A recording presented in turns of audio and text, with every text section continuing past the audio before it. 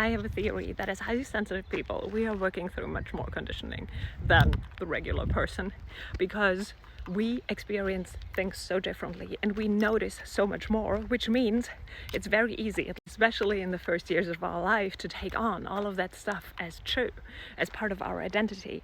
And then later on, in your 20s and your 30s, you need to work through all of that stuff to kind of like feel in what actually is mine of this. What do I actually want to believe? Which identity actually do I want to take on? And I'm on an identity manifestation walk right now, working through so many layers that have run unconsciously.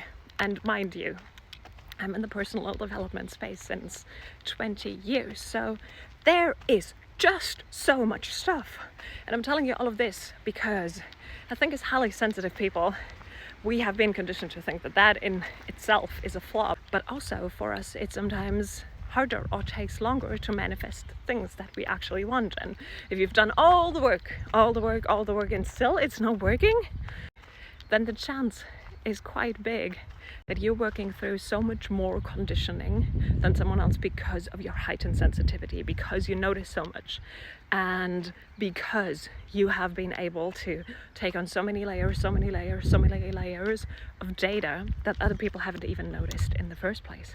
And therefore, the uncomfortable truth might be that there is more work to do. But the good side of this is that you're also able to do more work in this space, if you want to call it work, because that's why it's here. It's for you to work through, to clean your timeline as well as the collective timeline from all this old conditioning, all this limiting beliefs, all this like things that keep us from thriving, that we now in this time are meant to decondition, to release, to let go of, and to install something very new, very empowering, very beautiful in New Earth. So embrace all that stuff, go on your identity walk yourself and see which identity you actually want to keep. What do you want to release and seal it? Carve the timeline that you want to carve. Do the stuff that you want to do. Heal rather than ignore.